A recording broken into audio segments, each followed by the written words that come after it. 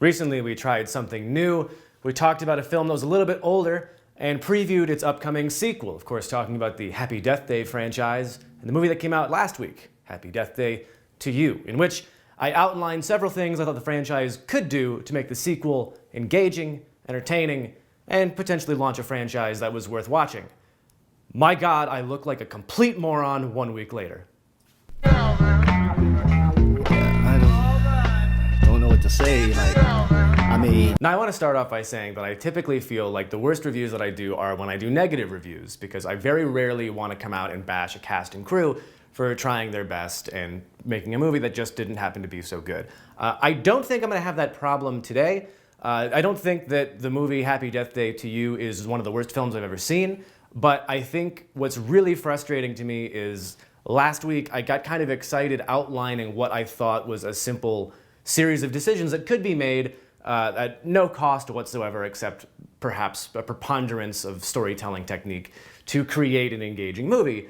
And after seeing the movie, they chose almost every decision that I was worried they might. Not just like a handful, but almost all of them. One quick note though.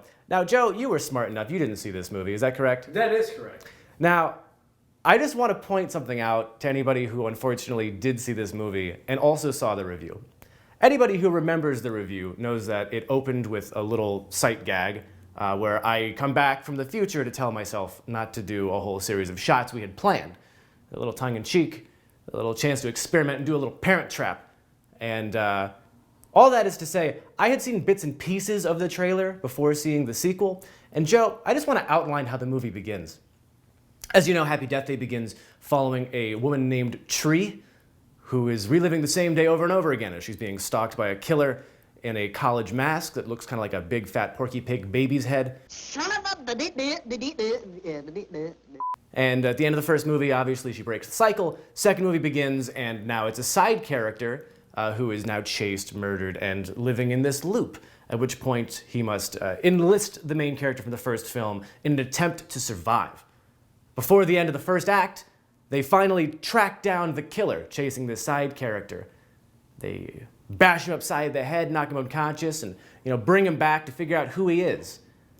When they pull the mask off of the new killer, they find it is the side character from the future who had to come back in time to kill himself to break the time loop. I don't understand though, so a time machine for a time, how did that help you? It is the exact same as the review.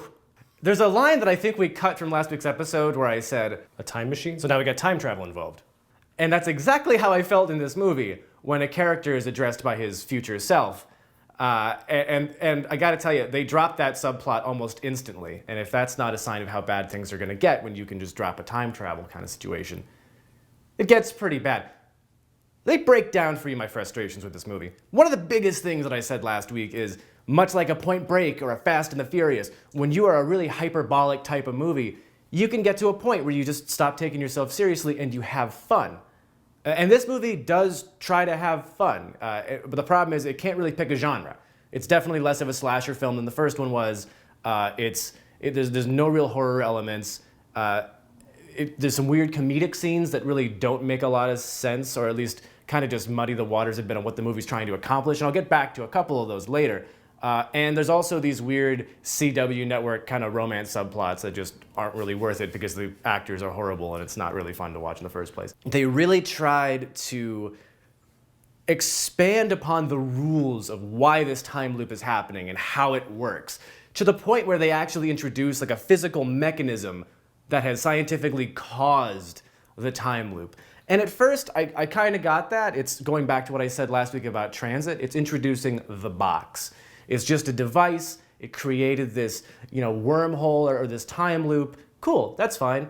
All you have to do is just not go any further and explain it. However, they proceed to spend the next hour trying to explain it. And first off, it goes from being like this time loop to time and space conundrums to a multiverse theory, all of which could have been fun if not for the fact that it's a 90-minute PG-13 slasher film. It just didn't really have much room to grow. And part of the frustration I guess I had with it is they spend so much time trying to make sense of this plot that all it really did was point out all the additional questions. First and foremost, just because you die in your time loop and you wake up the same morning, it doesn't mean that everybody else in that dimension didn't continue to move forward. So if I'm caught in a time loop and I shot myself right now, I would wake up this morning, but Joe would be left with some trauma. That's just how a multiverse theory works. So when you proceed to see a character who is so flagrantly indifferent towards her own demise and the effects of her life in this time loop, you realize she caused a lot of damage. Poor Joe. It's a pretty dark movie. A lot of Joes were scarred. A lot of businesses closed. Which brings me to my next point, talking about the comedy element. In the very first film, I mentioned how it's okay to lift an idea. It's okay to lift the basic premise from Groundhog's Day if you're going to transform it. You're going to do something different. This film, which was really its opportunity to kind of stand and walk on its own, do its own thing, actually literally has the suicide montage from Groundhog's Day. You basically remember. It even begins with the bathtub electrocution sequence. I mean, it's patently identical, painfully so. And of course, there are some tongue-in-cheek ways this character kills herself, which might be entertaining, except for the fact that you are constantly reminded that when that character wakes up, they feel residual pain. And so one would think that trying new and creative and slower ways of killing yourself is really not the best way to go about doing things. Probably just jumping off a large building, I would think. I'm not giving anybody ideas, just saying how I would do it. Not that I'm thinking about it. I'm sorry. While the film clearly went out of its way to find a reasonable way to explain the time paradox, in storyline, all the characters consistently project a loathing at the science and the attempt at science fiction of it. At which point you just kind of wonder, like, why would you even get into it? If all the dialogues about how stupid it is to be talking, this nerdy, heady, sci-fi mumbo jumbo, then why would you do it in the first place? It's a stupid movie. All you had to do was just you could have gone as ridiculous as there's just a guy named Jim. Picks random people, puts them in a time loop. I don't know. He's a bored god. I don't know. You could have done anything, but instead there is this machine that these 4 or 5 college kids have created that they invented to slow down time that has now created a time loop. But here's the weird thing. As I was sitting there in the theater, I said, that's interesting. Perhaps, because of the way science works, if you had created a rift, well, time is the 4th dimension. So, of course, it has a place physically. And so if you'd had this rift created, it should affect the whole campus, that one building, I don't know. All these people could be in a time loop. But instead, it's picking and choosing one person at a time. That's not how science works. And again, I wouldn't complain about that given how dumb the movie is if you didn't try so hard to ground it in science. It's frustrating to me. And I think the biggest thing really is all of that's to the side. I'm not upset that it's not a well-rounded sci-fi movie. I didn't expect that. I am upset that they introduced so many elements that really just became grating and raised more questions and continued to break down the suspension of disbelief. And at the end of the day, the worst part of it is, it's still a movie about people trying to survive a killer. And that story suffers even more than the original. In fact, there really is no story to speak of. It's forgotten, it's picked up at random points. There's really no mystery about the killer except that they bring up that they're curious who the killer is. The best way I can summarize the stupidity of this movie, though, is that in the end, the character is faced with a choice. To stay in the new timeline, where a person very close to her is now alive, whereas before they were dead. Or they can go back to the old dimension, because there, she can date the guy she's known for 11 days. And that's a choice in this movie. In this movie, that is a choice that takes half an hour. And they keep talking about how it's justifiable. I mean, she was in this time loop for so long. She got to know this person. And they kind of make it seem like maybe she was in this time loop for months, like Bill Murray was for months or years in Groundhog's Day. Except at one point, she has an incongruous line of dialogue where she says, I've already died 11 times, which means she's been through 11 days. And if you tell me you're not sure if you want me to live or die because you've known some dude for 11 days, you're a shitty person. And there are certain things that you really just can't control. I mean, it's a PG-13 horror film. Can you do that well? Yeah, you can do it well. And I think this film had the opportunity to do it. You make it more about the story or the characters or the gimmicks, the gags, the gaffes. But the problem is that The comedy isn't funny. The science is just frustrating in it. The characters aren't very deep. The mystery is horrible, like, because it's not a movie that just has like a twist, but it's got like 4 or 5 twists, but they all happen within 30 seconds. To the point where it no longer feels like, oh, that and that. It just kind of feels like, sure, why not? Why not? A time machine? That's this movie in a nutshell. It's like it just kind of picks and chooses what it wants to do at any time. And none of it's fun.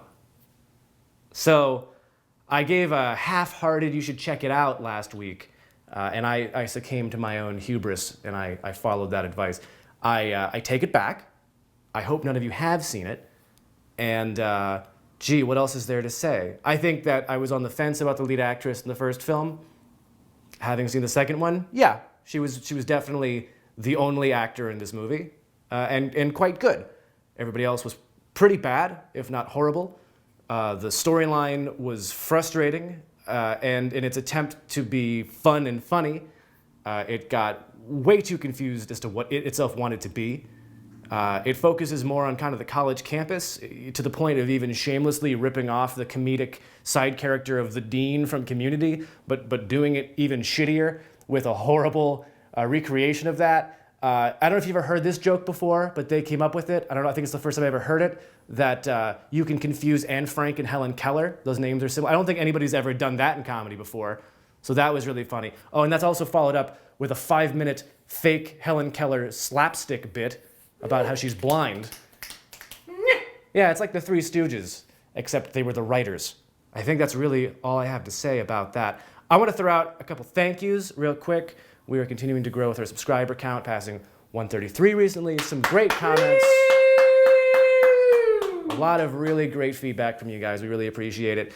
We recently did a cameo with a guy named Rory Posting. You should follow his reviews. They're a bit more comedic in tone. I'm enjoying them. You guys might as well. And we've got a couple surprises coming up, including tomorrow. We're going to do a first ever travel to see if we can challenge ourselves and find the Lords of Chaos, who may be alive and well in Tempe. Tempe's usually home to horrible, horrible things, so I wouldn't be surprised if we find that there. But yeah, this has been a review filled with horrible things, none the least of which is having to say the title, Happy Death Day to you.